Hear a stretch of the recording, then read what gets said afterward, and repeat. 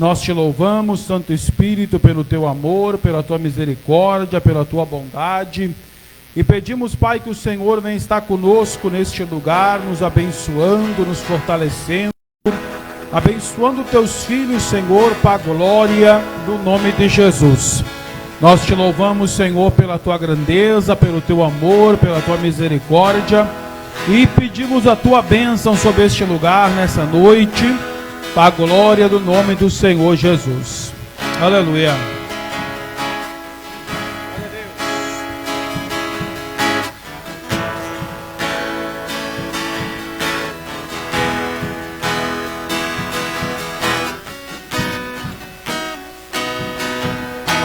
Sua morte ali na cruz, carregando a minha dor, você se expôs por mim.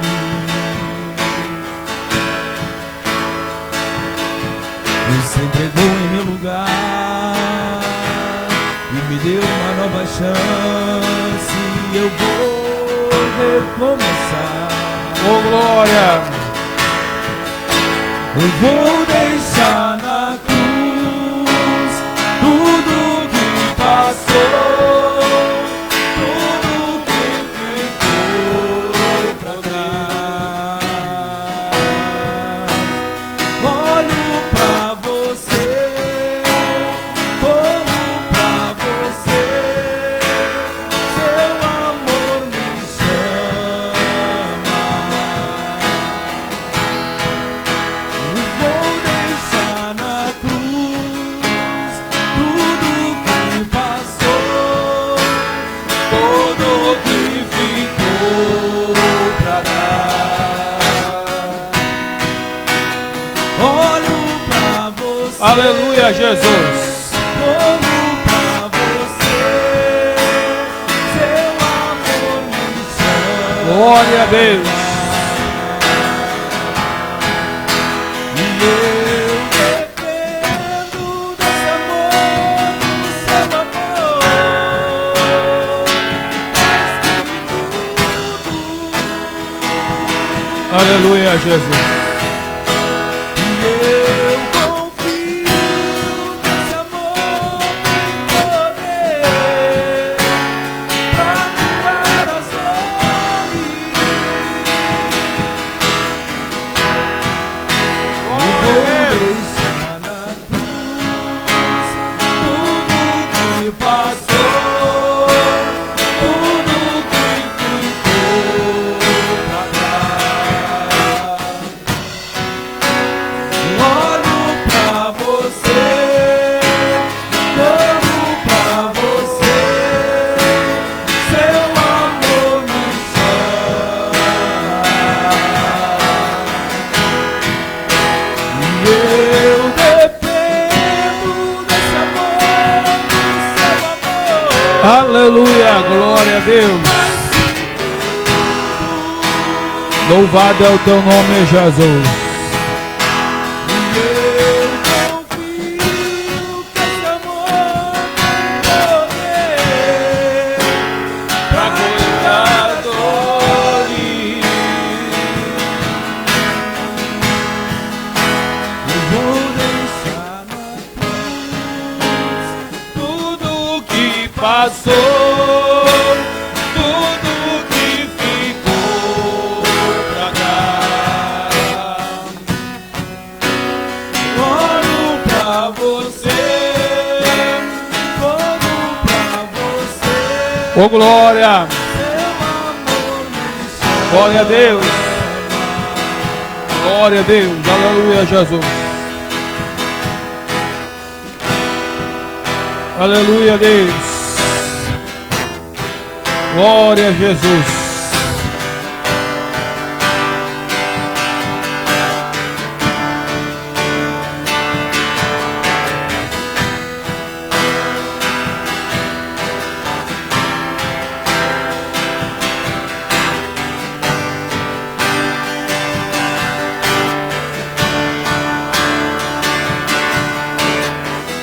Para que entre o Rei Jesus, o Rei da meu coração, eu abro meu coração para que entre o Rei Jesus, o Rei da glória. Eu abro meu coração, eu abro meu coração. Quem é o Rei da glória? Quem é o Rei da glória? Jesus, Jesus, Ele é o Rei, Ele é o Rei. Quem é o Rei da glória? Quem é o Rei da glória? Jesus, Jesus, Ele é o Rei, Ele é o Rei. Tu és tremendo, Senhor. Aleluia. Louvado é o nome de Jesus, o Rei da glória. Aleluia. Oh, glória a Deus.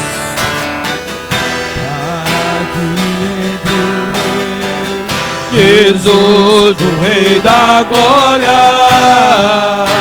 Eu abro meu coração, eu abro meu coração para que entre o Rei Jesus, o Rei da glória.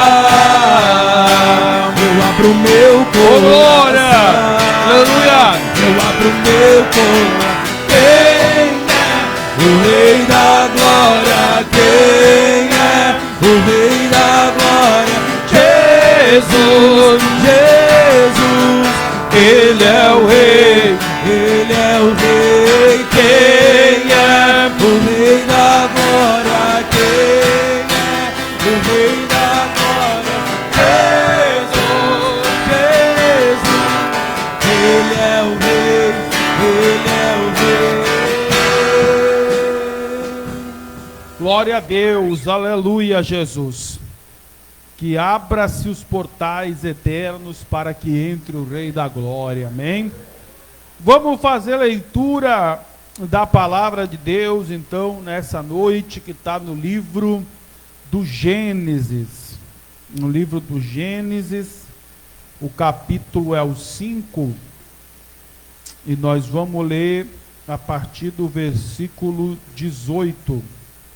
O capítulo é o 5 do livro do Gênesis, a partir do versículo 18.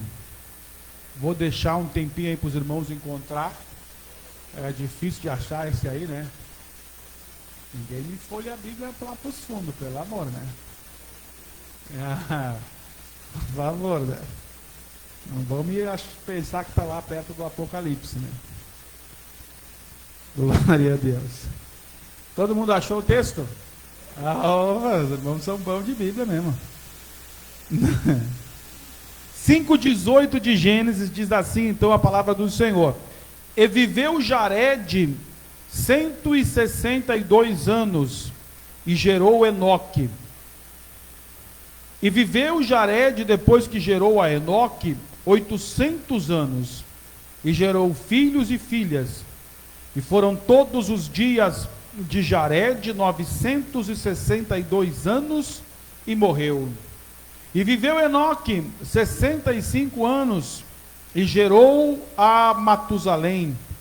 Andou Enoque com Deus depois que gerou a Matusalém 300 anos e gerou filhos e filhas. E foram todos os dias de Enoque 365 anos. E andou Enoque com Deus, e não foi visto mais, porquanto Deus para si o tomou. Amém? Vamos orar mais uma vez em nome de Jesus. Soberano Deus, eterno Pai, em nome do Senhor, nós oramos a Ti nesta noite, ó Pai, com gratidão em nossos corações e nossas almas, e pedindo a Tua misericórdia, a Tua bondade, a Tua fidelidade, e pedindo também a Tua presença neste lugar, ó Pai, porque se a Tua presença não estiver conosco, não adianta aqui estarmos nós, entre amigos, entre irmãos, porque o que nós mesmo queremos é a Tua presença, é a Tua bondade, é a Tua misericórdia. Por isso, nas Tuas mãos, Senhor, nós descansamos nesta noite. para a glória do nome de Jesus. Amém. Pode tomar o teu assento nessa noite, em nome de Jesus. E nós vamos então estar meditando por alguns minutos nesta palavra do Senhor. Nós estamos no princípio da criação de Deus, né? Nós estamos no capítulo 5 do livro de Gênesis. Nós estamos antes do dilúvio, né? Na geração pré-diluviana. E esse capítulo 5, ele parece um anúncio de funerária, né? Ele parece aquelas lápides do cemitério, que tem lá, fulano nasceu tal ano, teve filhos e filhas e morreu. E aí, de novo no jornal, fulano nasceu tal ano, teve filhos e filhas e morreu. Esse versículo 5, ele é praticamente inteiro assim. O historiador coloca ali, fulano teve tantos anos e morreu com tantos anos e tantos filhos. Então, nos parece uma leitura de obituário de jornal. Não fosse por um detalhe, não fosse por um homem que aparece aqui, que ele viveu tantos anos, gerou filhos e filhas, mas esse não morreu. Esse foi transladado, foi arrebatado. E é sobre esse cara que nós vamos falar um pouco nessa noite, o Enoque, o jovem Enoque, que foi arrebatado por Deus com seus 365 anos somente.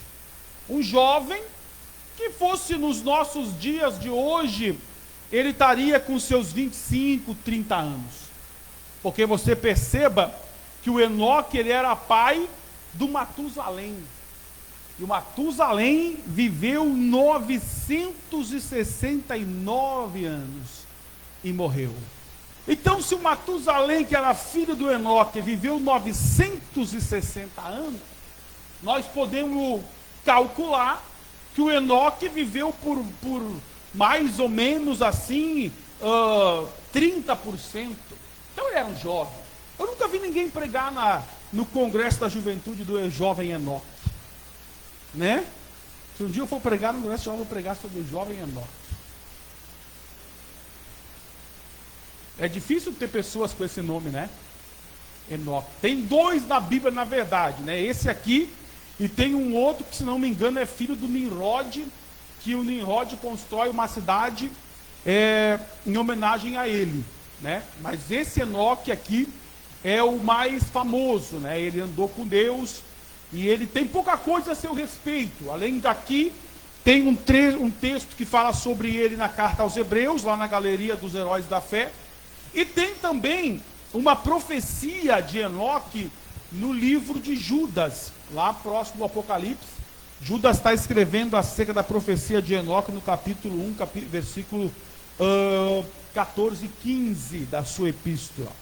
Então o Enoque, ele é um cara que ele vive no meio de uma geração pervertida, no meio de uma geração de pecado, no meio de uma geração adúltera, no meio de uma geração que aborreceu tanto, mas tanto a Deus, que Deus, depois dos dias de Enoque, se você continuar a leitura ali, vai chegar o Noé, e no versículo 6, no capítulo 6 do Gênesis, Deus anuncia o dilúvio.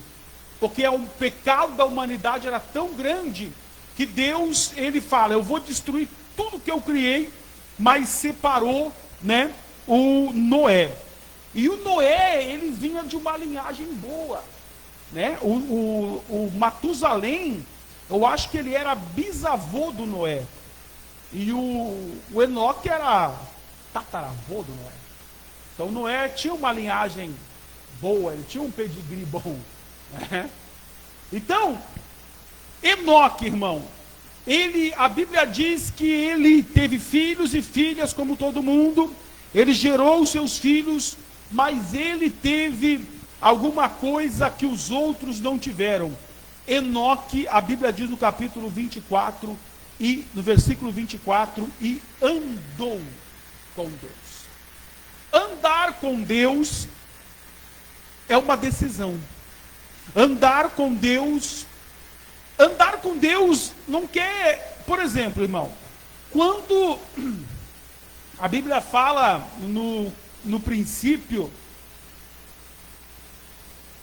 da criação, que Deus vinha na viração do dia, ou no final da tarde, né, como os irmãos preferem, ele vinha e fazia o que com Adão no jardim? A Bíblia diz que Deus passeava com Adão e com a Eva no jardim do Éden. Passear não é como você, por exemplo, ir visitar alguém, uma visitinha rápida de 15, 20 minutos, meia hora, né? O passear, ele já nos arremete, tira um pouquinho do retorno para mim, fica muito. O passear, ele nos leva a uma intimidade, a uma comunhão com Deus. E esse, tá bom assim, eu acho. Esse é o plano de Deus. O plano de Deus nunca foi uma comunhão externa apenas com o homem. O plano de Deus nunca foi uma comunhão de visitas. O plano de Deus sempre foi uma comunhão de vivência, de intimidade, de sinceridade. Então Deus vinha e passeava com Adão e a Eva. Ele não vinha fazer visita. Ele vinha para ficar, ele vinha para passear. E quando ele vinha? Todo dia. Todo dia, tu já imaginou o privilégio de todo dia, no final da tarde, Deus vem passear com a sua criação no jardim do Éden. Todo dia, na viração do dia, Deus vinha passear com a sua criação, vinha admirar a sua criação. Inclusive, no dia da queda, no dia do pecado de Adão e Eva, na hora do encontro, Deus estava lá, no lugar do encontro. Quem não estava era o Adão e a Eva. Porque quando eles pecaram, os olhos se abriram e eles se envergonharam. E não foram até onde Deus estava. E Deus chega lá, né? Deus se fazendo um pouco. Adão, onde é que tu está, Adão? Deus sabia onde é que o Adão estava, assim ou não? Claro que sabia. Mas o Adão precisa se manifestar. O Adão foi homem para comer o fruto. Então agora precisa ser homem para assumir o seu BO, né? Então, e por que Deus chamou primeiro o Adão e não a Eva? Se foi a Eva que comeu primeiro e deu para o Adão comer depois. Porque diante de Deus a responsabilidade pelo jardim, por Deus foi dada a Adão. Então a responsabilidade é dele. A responsabilidade do sustento da família, diante de Deus, cai nos ombros de quem? Do Adão. Se vira, irmão. Ah, mas não está dando, vai trabalhar de dia e de noite no final de semana. O sustento da família, diante de Deus, sobrecai sobre os ombros do homem. O homem é o provedor. O homem é o cabeça da casa. Então, se está faltando comida na casa, a culpa é de quem? Do homem. É ele que tem que prover, que tem que dar um jeito.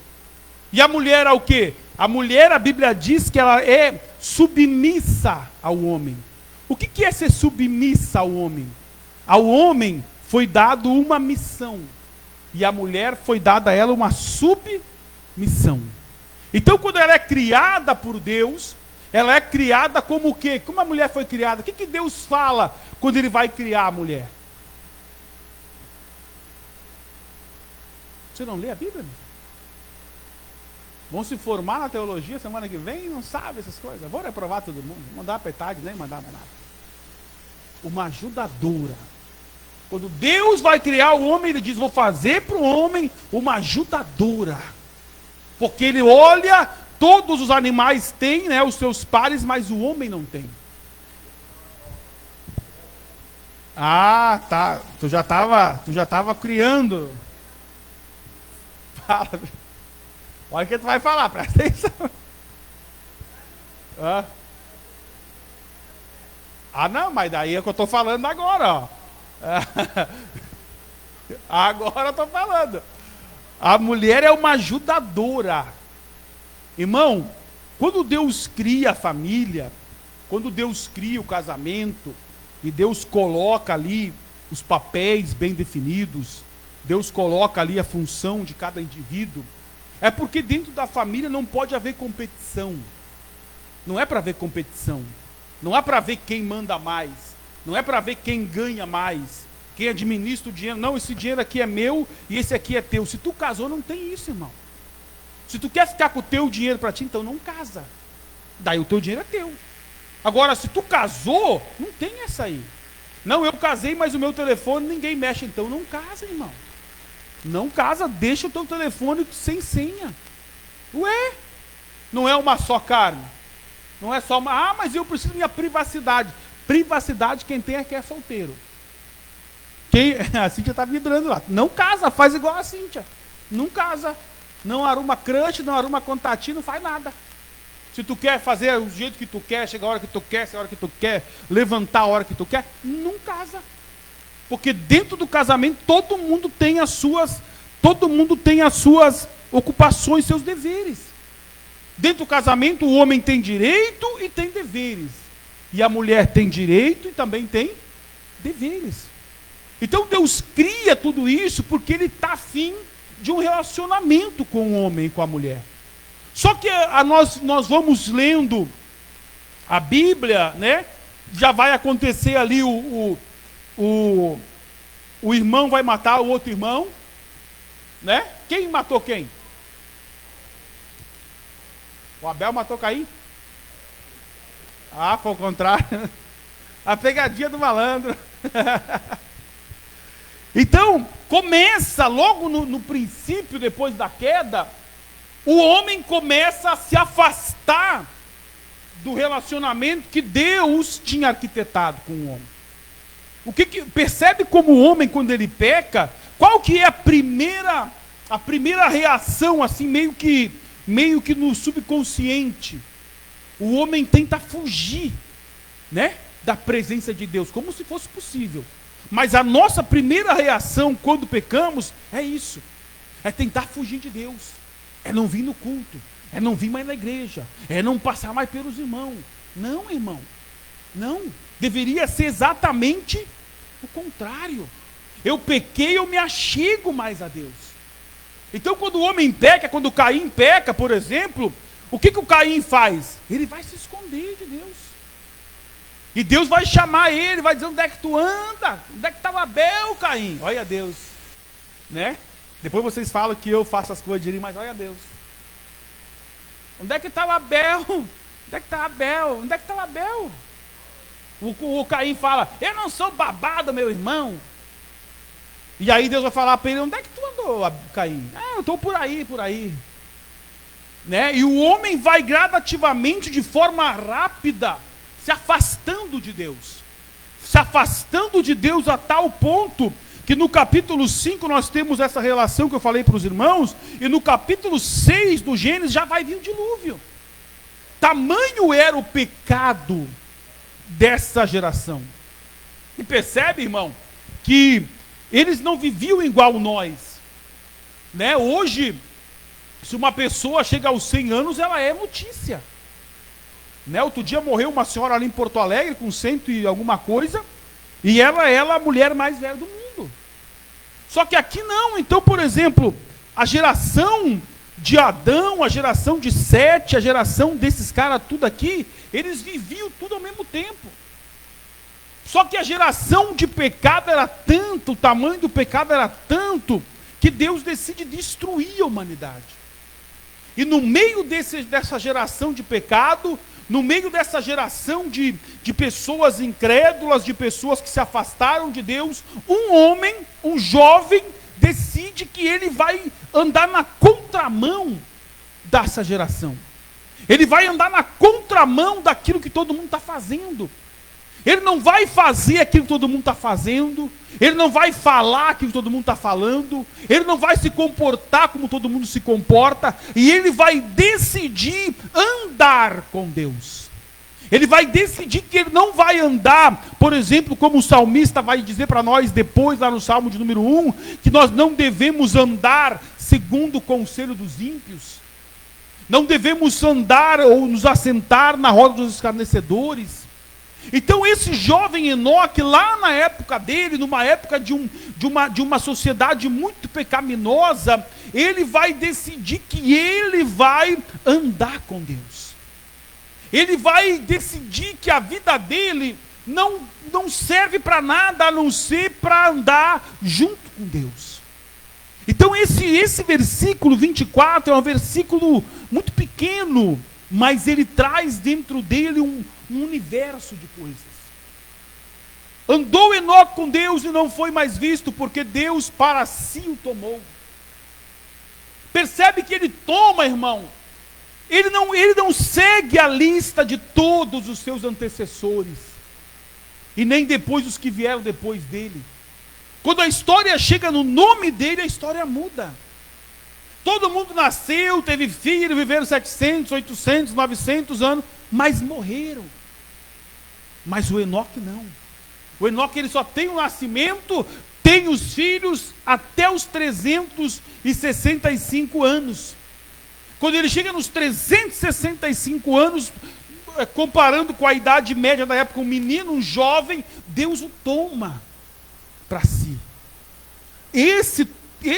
Além de Enoque, qual é o outro que não viu a morte? O Elias. Mas percebe, o Elias foi um dos maiores profetas do Antigo Testamento. O Elias orava e o fogo descia, cara. Lembra do Elias lá no monte? Chegou lá o capitão com 50 homens, falou: o rei está te chamando. O Elias falou: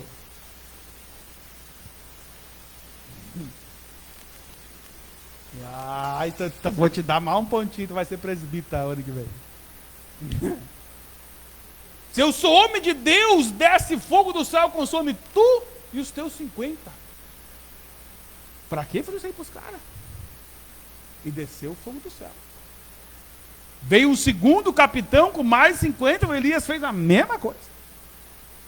Veio um terceiro capitão, só que o terceiro capitão ele já vai, né, ele fala: olha, rapaz, não tem nada que ver com os caras que vieram aí, sou pai de família, sou trabalhador, tem que voltar para cá, para minha mulher, para minha família, esses caras aí também, tudo tem filho, então, ó, tem misericórdia de nós não temos nada que ver que isso aí, desce com nós lá, tu fala com o rei e nós se mandemos. E o Elias então se levanta e desce com eles.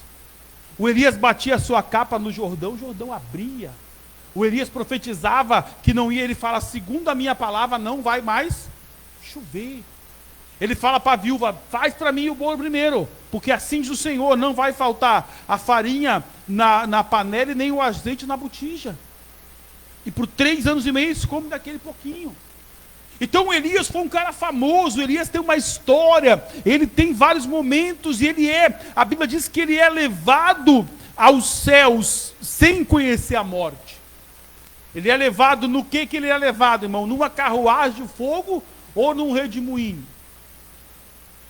E os cavalos de fogo que apareceram lá fizeram o quê? Só passaram para enganar o Eliseu.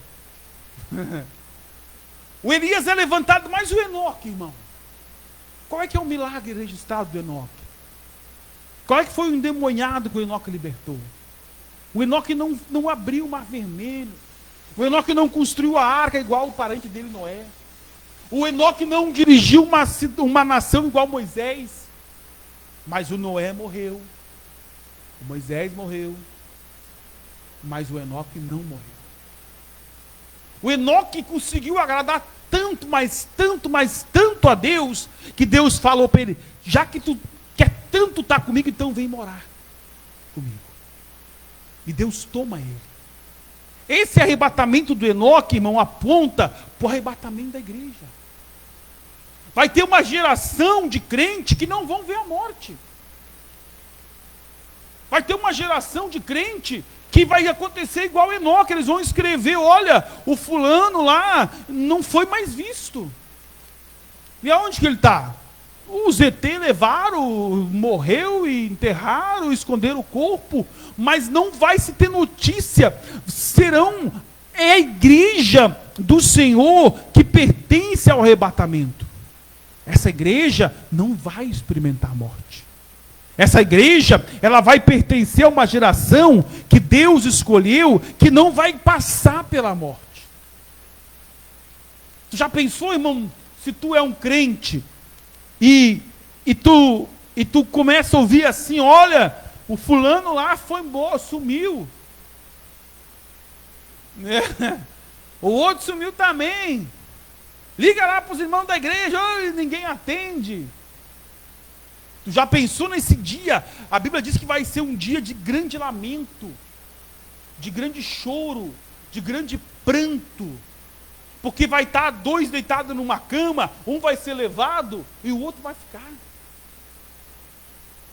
E tem um irmão que eu conheço, que ele leva esse versículo ao pé da letra. E ele fala para a mulher dele, eu vou ser crente melhor que tu. Porque se vai ter dois na cama e um vai ser levado, eu que vou ir, tu não vai. Ele leva ao pé da letra, ele acha mesmo que dentro de um casal só um pode subir. E ninguém muda a opinião dele. Ele é teimoso. Então, tu já pensou, irmão, se tu foi dormir, tu, a tua esposa, teus filhos, e aí tu acorda sozinho. Vai ver o quê? Tu já pensou, irmão? Esse dia, ele vai chegar. Esse dia está prometido por Jesus. O que acontece? Só vai participar desse dia aquele que anda com Deus. Não é aquele que frequenta de vez em quando a presença de Deus. O que o Salmo 91 fala? Aquele que habita no esconderijo do Altíssimo, à sombra do Onipotente, descansará. Habitar é diferente de passear. Por exemplo, nós estamos aqui na igreja, mas nós não habitamos aqui, só no culto e quando dá enchente. Não habitamos, estamos em casa.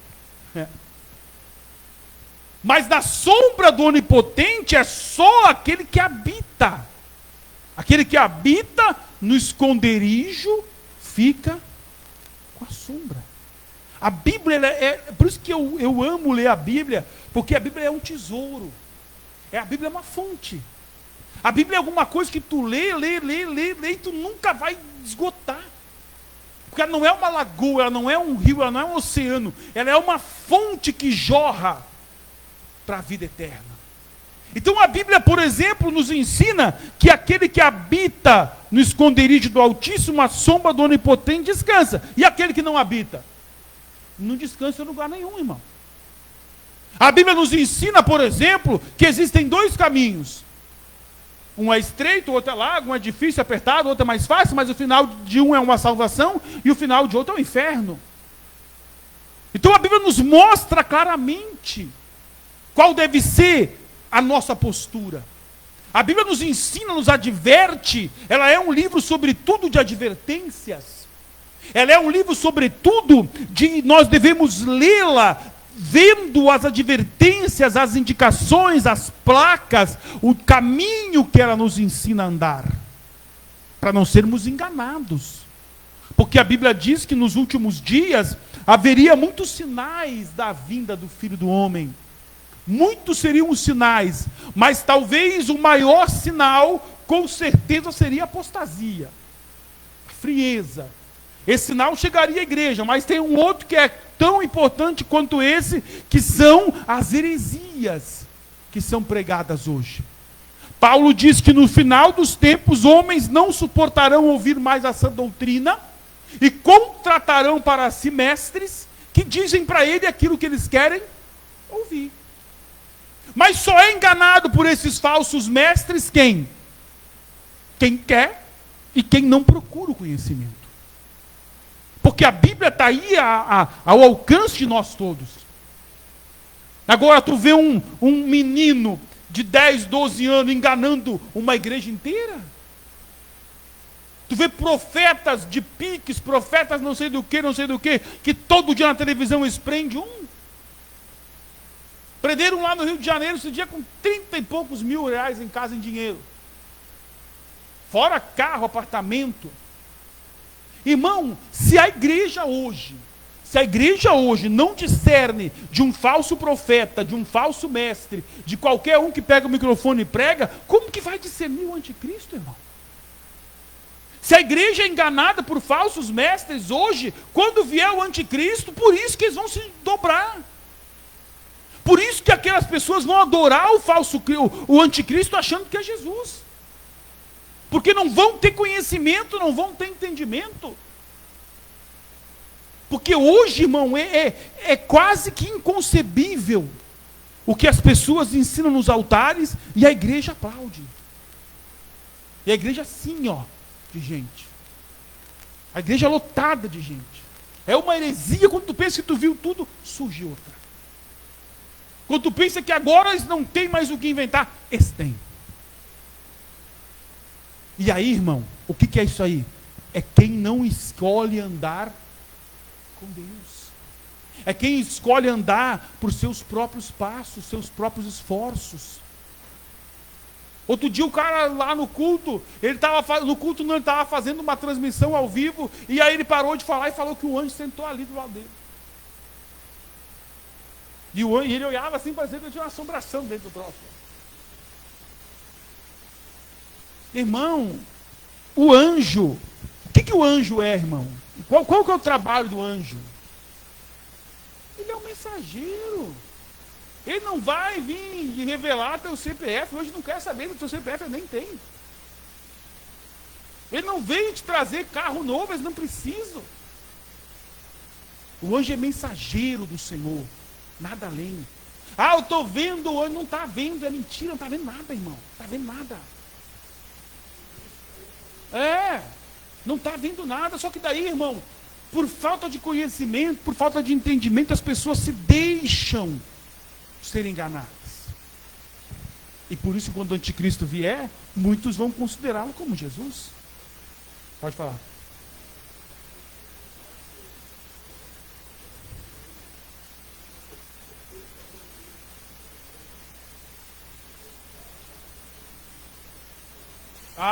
Prenderam ontem ele.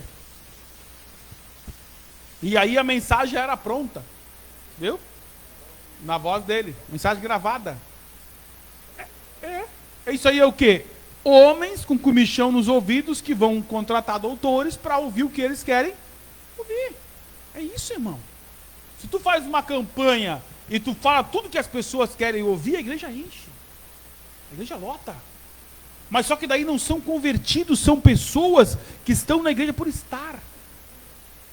Não são pessoas que aprendem da palavra de Deus e são transformados. Essa é a mensagem do Evangelho. O que fez o Enoque ser diferente dos outros todos? O que fez o Enoque ter a coragem de andar com Deus, quando ninguém andava? O que fez o Enoque decidir anular a sua vida para viver a vida com Deus, quando ninguém fazia? O que levou ele a fazer isso aí? Será que porque ele recebeu uma profecia, olha, Deus é contigo, vai te dar um carro novo, uma porta aberta, uma mulher nova, uma casa nova? Não, irmão, é porque ele tinha paixão pela presença de Deus. A presença de Deus na nossa vida, irmão, ela é a única coisa que não pode ser substituída por nada e nem por ninguém. Qualquer um de nós aqui somos substituíveis. Por exemplo, se eu hoje morresse, os irmãos iam chorar uns dias, 2, 3. Depois a Fernanda era uma outra, para ela. Ia vender meu carro, minha moto, minha bicicleta, né? Ou ia fazer carteira, meu patinete, tudo ia passar nos pila. Entendeu? E o ano que vem você estava dando risada com outro pastor aqui já. Mês que vem. Mas a vida é assim. Rápido, é rapidinho. Uns dias sim, um chorinho dura uma noite, né? Mas a presença de Jesus não, irmão. A presença de Jesus ela não pode ser substituída pelo esposo, pela esposa, pelos amigos. Nada substitui a presença de Deus, porque é aquilo que a presença de Deus é, que o homem não é. A presença de Deus, ela tem cura, ela tem liberdade, ela tem salvação, ela tem provisão, ela tem vida, ela tem tudo que tu precisa, tem na presença de Deus. Por isso, irmão, que o Enoque estava se lixando se os outros não queriam andar com Deus. Porque quem anda com Deus não tem falta de nada. Quem anda com Deus, eu não tenho amigo, eu não tenho, ninguém gosta de mim, ninguém gosta de mim, ninguém me convida para comer uma lasanha. Ninguém me convida para comer. Tu convida alguém para comer alguma coisa, irmão? Ninguém me visita, tu vai na casa de alguém? As pessoas passam para mim, não é para mim, pastor, tu olha para os outros. A presença de Deus, ela não te pede, ela não te cobra nada. A presença de Deus te enche de uma tal maneira que o que tu quer fazer é estar na presença dele. O que tu quer fazer é ler a palavra, é orar, é estar na igreja. Tu começa a sentir prazer nas coisas de Deus. Tu não vem para o culto obrigado, tu não lê a palavra obrigado, tu não ora obrigado, tu ora. Ô irmão, quem que não gosta de chegar em casa e entrar no teu quarto, fechar as portas e ficar lá, sozinho com Deus? Ô glória, tu fica lá, tu nem precisa falar nada, tu só fica lá, e a presença de Deus vai te enchendo no silêncio. Quando tu está triste, tu chora, e Deus não é fofoqueiro, Ele não conta para os outros, porque a gente tu está triste, tu conta para os outros, são fofoqueiros. Outro dia tudo ele está sabendo, ó irmão lá, não, Deus não, irmão. A presença de Deus, ela traz para nós o que todo mundo busca, mas a grande maioria não acha, que é a felicidade. Porque as pessoas acham que a felicidade está em coisas, está em lugares, está em aquisições, está num salário melhor. Essa é uma felicidade passageira. Por exemplo, quando tu quer muito uma coisa, se eu comprar isso aí, eu vou ser feliz. 2 dias. Dependendo da coisa, 3. Eu pensei, quando eu comprar essa roupa, vai ser legal. Foi legal. É uma felicidadezinha, mas já passou. Quando eu comprar uma moto, nossa, daí eu vou ser motoqueiro, daí sim. Aí quando tu compra uma moto 150, não, agora eu tenho que ter uma 200. Quando tu compra um carrinho velho, pau velho, para tu andar, não, agora eu quero um com direção hidráulica, e quero um com ar-condicionado, e quero um com 4 portas. Tu nunca se satisfaz, porque as coisas terrenas, as coisas mundanas, não nos satisfazem plenamente, como satisfaz a presença dele. As coisas mundanas, por mais maravilhosas que sejam, elas nunca trarão para você a satisfação de tu andar na presença de Deus igual Enoque andou. Porque a felicidade é assim, irmão. A felicidade ela te faz feliz e não tem pergunta. E também não tem resposta. A felicidade é alguma coisa que te faz feliz. Mas aí tu diz, pastor, qual que é a razão da tua felicidade? Eu te conto. Daí tu fala, mas essa aí é a tua felicidade? É a minha felicidade, não é a tua. E onde que está a minha? Não sei, procura, te vira. Vai achar alguma coisa que te faça feliz? Que te dê uma plenitude? Porque, irmão, não existe receita de felicidade, não existe. Quantos aqui, hoje está anotado, né? 7 hábitos que te fazem feliz. Daí todo mundo vai lá e compra o curso na internet e faz. Fico feliz? O único que fica feliz é quem? Quem vende o curso. Esse fica feliz. Daí o ano que vem é 8. Porque precisa aumentar alguma coisa, é 8 daí. E aí, irmão, a Bíblia que está dentro da tua casa, a palavra de Deus que está dentro do teu armário, tu não lê. Aí aparece um influenciador. Aparece alguém lá, não sei de onde, é importante que ele seja de longe. É como, por exemplo, quando se vem pregador de fora na igreja. É importante trazer pregador de fora. Por quê, irmão? Porque se o pregador de fora falar, e um de nós falar, em quem que vocês vão acreditar? No de fora, seus miseráveis. Vocês vão acreditar nos de fora, que vocês não conhecem. Nós que temos aí, ó, batendo cabeça o dia inteiro com vocês, deve que vem para ser diferente, não sabe nada. Aí vem o cara de fora, que usa droga, que é adulto, que não sei o que lá, não sei o que lá, e vem aí, faz um gritando, nossa, mas que palavra.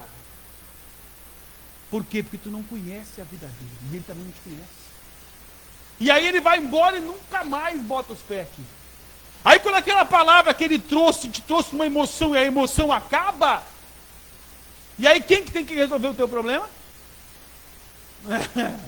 Os coiozinhos aqui da igreja mesmo. Aí serve, né? Aí serve. Então a presença de Deus, irmão, é ela que vai te trazer essa felicidade. É ela.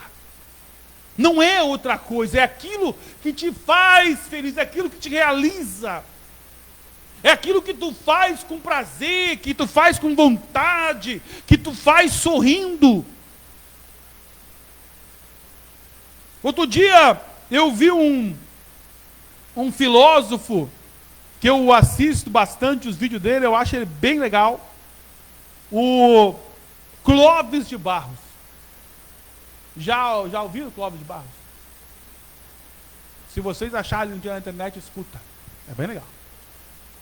E ele falando sobre felicidade.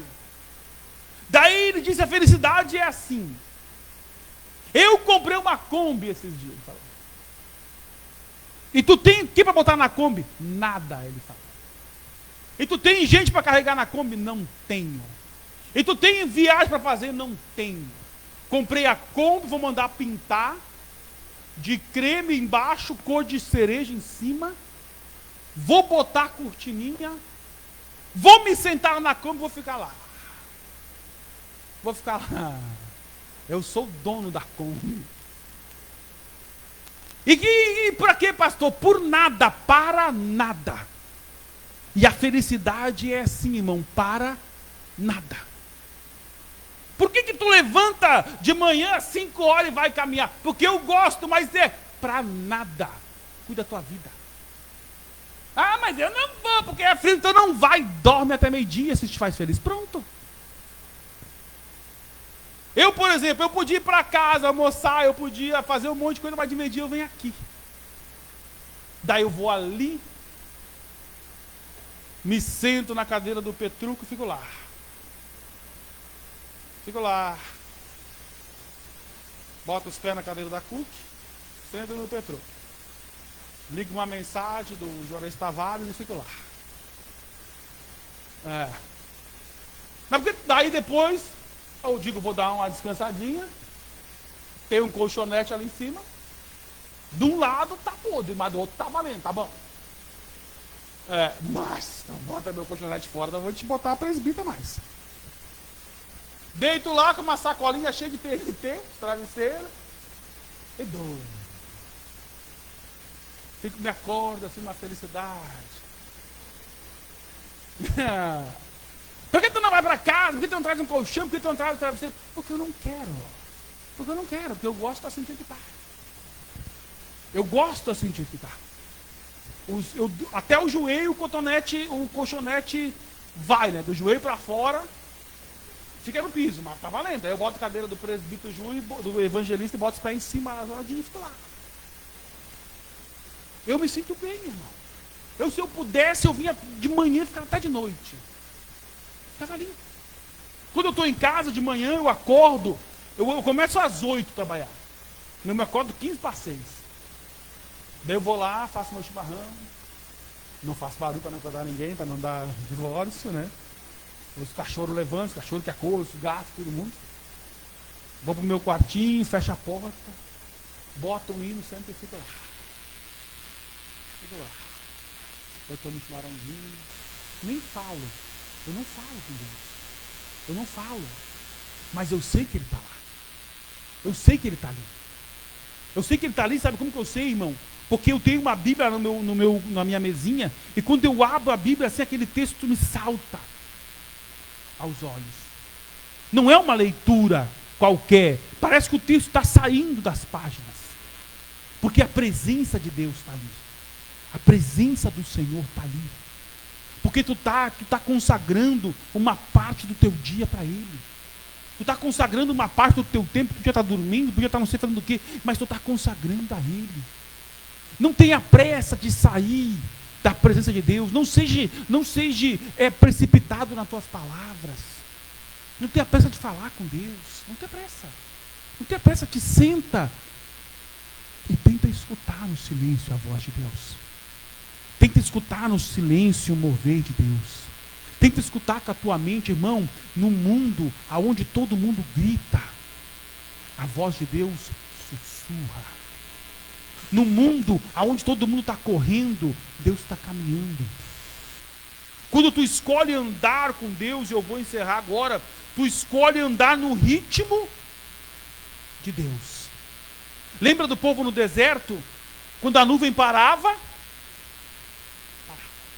Ah, mas aqui é montanha. A nuvem parou, todo mundo para. E a nuvem vai movimentar. Vamos embora, gente. Ah, mas agora está acostumado, vamos embora. Outro quer ficar fora da nuvem. Quando tu escolhe andar com Deus, irmãos, tu não anda mais no teu ritmo. Tu não anda mais na tua decisão. Tu não anda mais fazendo o que tu quer, na velocidade que tu quer. Porque às vezes tu quer ir, e Deus fala, para. Mas eu quero ir. E o Senhor está lá, parado. E aí tu faz o que, irmão? Para. Espera em Deus. Outra vez tu não quer ir. E Deus fala, vamos embora. Não, mas eu não queria. E o Enoque escolhe andar com Deus. Andar com Deus é andar no ritmo de Deus. É andar no tempo de Deus. É entender que Deus não tem pressa. É entender que Deus não se cansa. É entender que Deus tem um tempo determinado para todo propósito debaixo do céu. Andar com Deus, sobretudo, é ter paciência.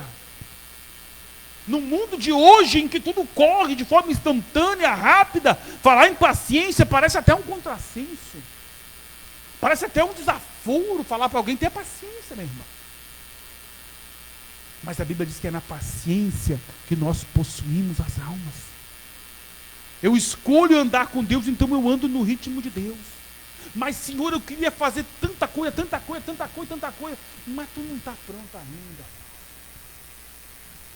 Mas Deus, que demora do Senhor vir buscar a igreja, que demora. O Senhor não veio ainda, irmão, porque tu ainda não está crente. O Senhor demorou todo esse tempo e nós não nos prestemos ainda. É por isso que a longanimidade do Senhor se alonga. Se alonga. O Enoque decide andar com Deus. Ele não anda mais no ritmo dos filhos. Ele não anda mais no ritmo dos pais. Ele não anda no ritmo da igreja. Ele não anda no ritmo de quem está acima ou abaixo dele. Ele anda com Deus. Ele anda no ritmo de Deus. E Deus é aquele que conhece os nossos corações e que Ele sabe que cada um de nós anda num determinado ritmo. E nós precisamos entender, se nós queremos andar com Deus, irmãos, que é Ele. Veja, Enoque andou com Deus. Não foi o Deus que andou com Enoque. Hoje as pessoas querem que Deus ande com eles. Vamos embora, Deus, vamos embora, estão atrasados. Não, irmão. O profeta Amós, ele faz uma pergunta: andarão dois juntos se não estiverem de acordo?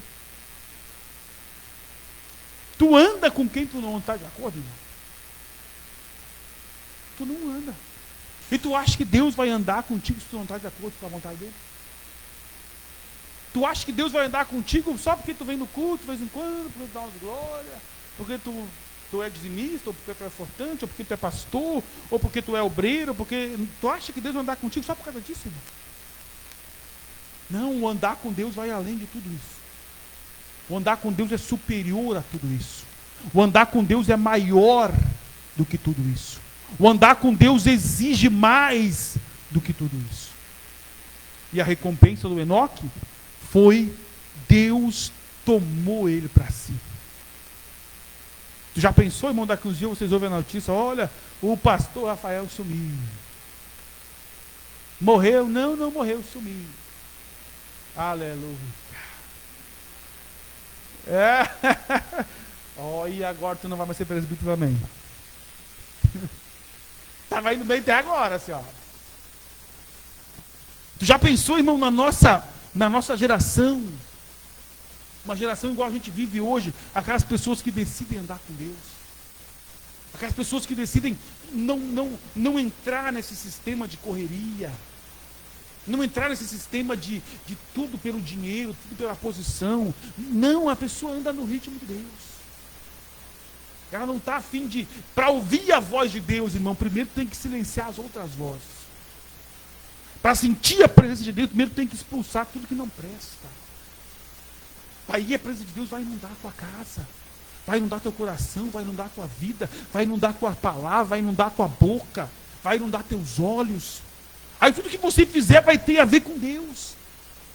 Todos os projetos, todos os propósitos, tudo aquilo que tu fizer, tu pergunta, isso está me levando para a presença de Deus ou está me tirando? Isso está me levando para mais perto ou para mais longe? Outro dia o cara falou para mim, por que tu não contrata lá o fulano que tem lá um programa de TV, e aí lá pega todos os canais, todas as coisas, todas as séries, não sei o que, não sei o que lá, por R$20.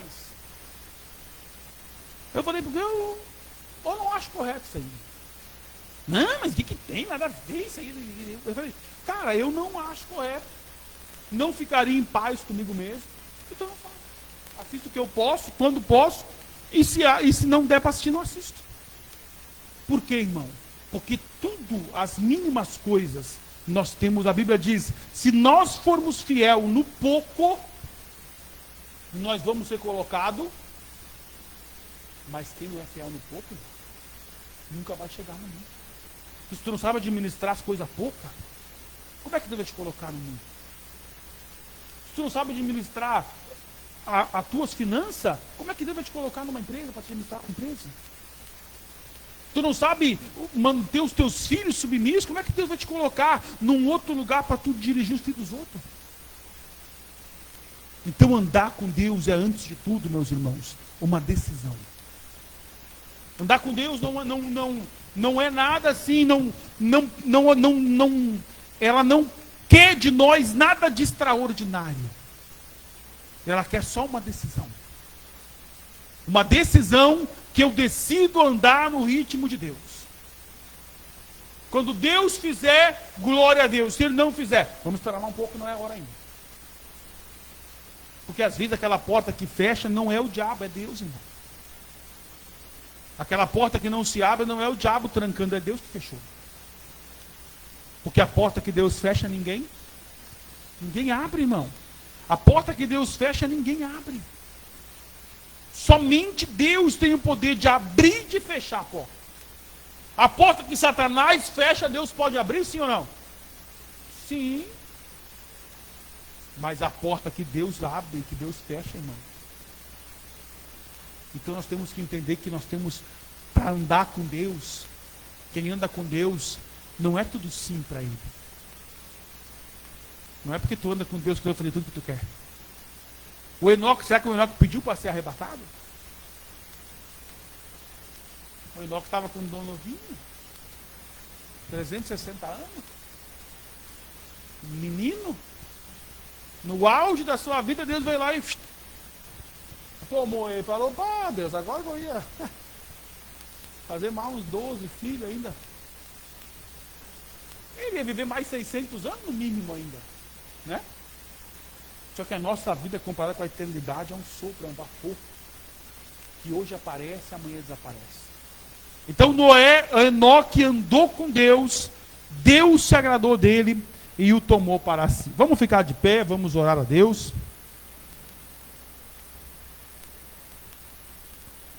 Nós vamos orar. Você que trouxe a sua oferta, o seu dízimo pode estar ofertando, dizimando, enquanto O Django vai cantar mais uma e nós já vamos estar encerrando em nome de Jesus. Vamos orar. Senhor nosso Deus, em nome de Jesus, louvamos nós o teu nome na noite desse dia, Pai. E assim como o teu servo Enoque decidiu andar contigo, nós também queremos andar ao seu lado, Senhor, na tua presença, na tua misericórdia. Abençoa os irmãos que estarão ofertando, dizimando. Seja conosco que nos auxilia, Pai. Em nome de Jesus.